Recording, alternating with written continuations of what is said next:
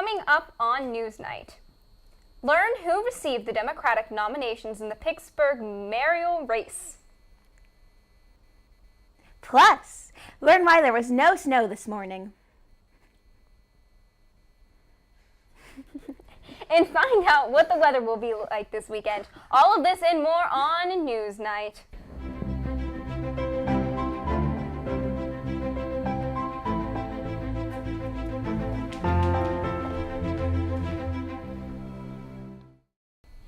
Taking a look on the campaign trail here in Pittsburgh, both incumbent Bill Peduto and Sheriff Bill Mullen won the endorsement of the Allegheny County Democratic Committee on Sunday. As of last week, the Democratic Party leads gathered at the International Brotherhood of Electrical Workers Local Hall in the South Side.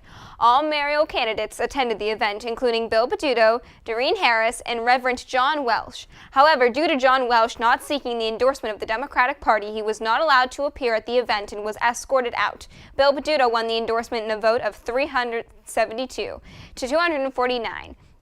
Against Doreen Harris, Matt Merriman Preston, a spokesman for Peduto campaign, told the Pittsburgh Post-Gazette, the quote, "We took 60% of the vote, which is a pretty decisive victory.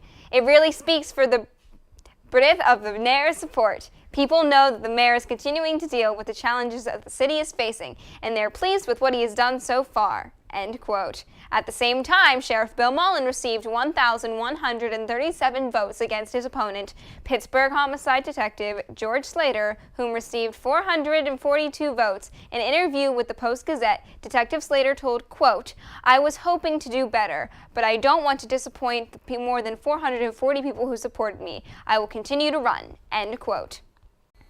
From canceled classes to work calling off of work, local Pittsburghers were more than prepared to face the big nor'easter storm this Tuesday.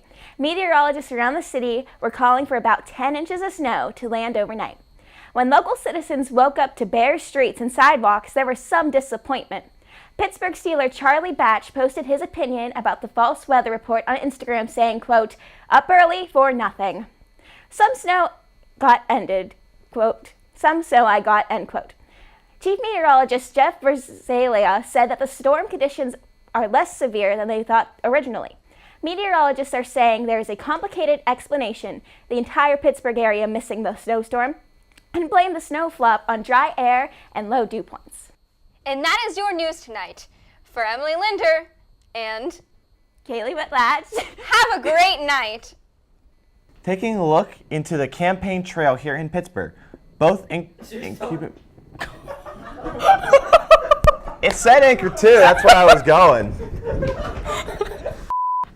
Taking a look into the campaign trail here in Pittsburgh, both incumbent Bill Peduto and Sheriff Bill Mullen won the endorsement of the Allegheny County Democratic Committee. On Sunday of last week, the Democratic Party leaders gathered at the International Brotherhood of Electrical Workers Local Hall on the South Side. All mayoral candidates attended the event, including Bill Peduto, Doreen Harris, and Reverend John Welch. However, due to John Welch not seeking the endorsement of the Democratic Party, he was not allowed to appear at the event and was escorted out. Bill Peduto won the endorsement in the vote of 372 to 245, and Doreen Harris, Matt Preston, a spokesman for the Peduto campaign, told the Pittsburgh Post-Gazette that, quote, "We took 60% of the vote, which is a pretty decisive victory. It really speaks out to the breadth of the mayor's support. People know that the mayor is continuing to deal with the challenges the city is facing, and they're pleased for what they've done so far." End of quote.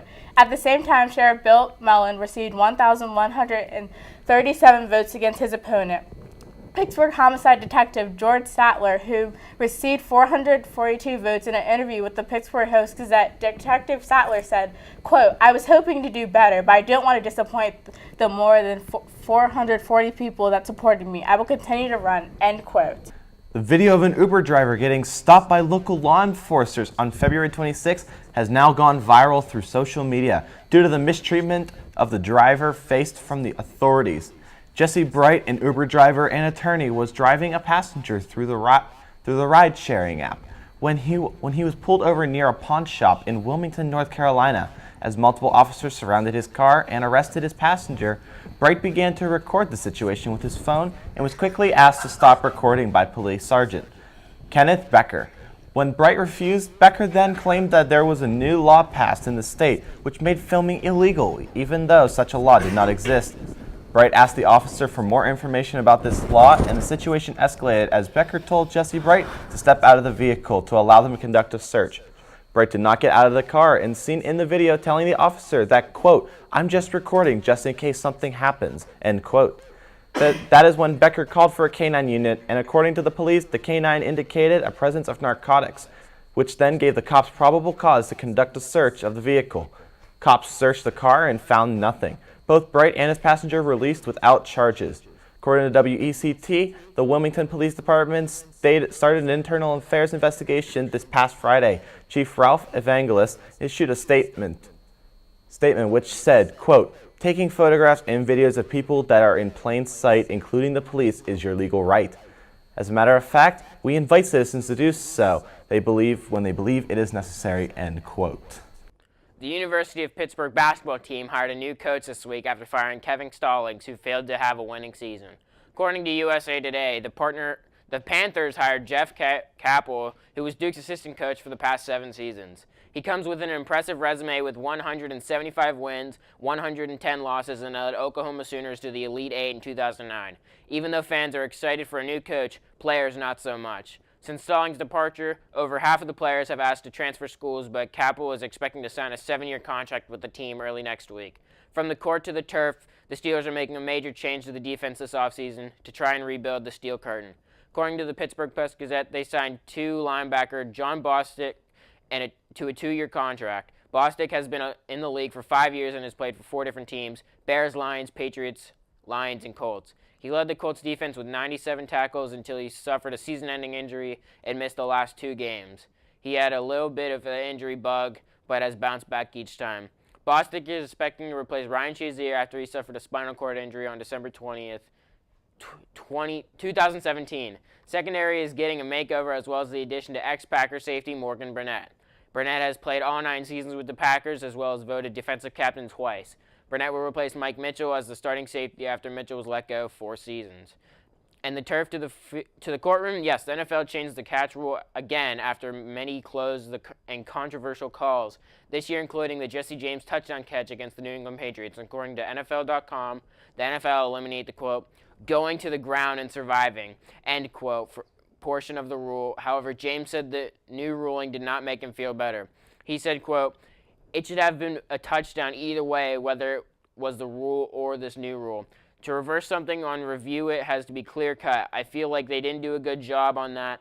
It's nice to have the rule clear," end quote. The NFL will review the helmet-to-helmet rule early next week. The video of an Uber driver getting stopped by local law enforcers on February 26th has now gone viral through social medias due to the mistreatment the driver faced from the authorities. Jesse Bright, an Uber driver and attorney, was driving a passenger through the ride-sharing app when he was pulled over near a pawn shop in Wilmington, North Carolina. As multiple officers surrounded his car and arrested his passenger, Bright began to record the situation with his phone and was quickly asked to stop recording by Police Sergeant Kenneth Becker. When Bright refused even though such a law didn't exist, Bright asked the officer for more information about this law, and the situation escalated as Becker told Jesse Bright to step out of the vehicle to allow them to conduct a search. Bright didn't get out of his car and is seen in the video telling the officer that, quote, "I'm just recording just in case something happens," end quote. That is when Becker called for a K-9 unit, and according to the police, the K-9 unit indicated a presence of narcotics, which then gave the cops probable cause to conduct the search of the vehicle. The cops searched the car and found nothing. Both the Bright and his passenger were released without charges. According to the WECT, the Wilmington Police Department started an internal affairs investigation this past Friday. Chief Ralph Evangelos issued a statement which said, quote, "Taking photographs and videos of people that are in plain sight, including the police, is your legal right. As a matter of fact, we invite citizens to do so when they are believed it is necessary," end quote. On Sunday of last week, the Democratic Party leaders gathered at the International Brotherhood of Electrical Workers local hall on the South Side. All mayoral candidates attended the event, including Bill Peduto, how do you say that name? Darian Harris, and Reverend John Welsh. However, due to John Welsh not seeking the endorsement of the Democratic Party, he was not allowed to appear at the event and was escorted out.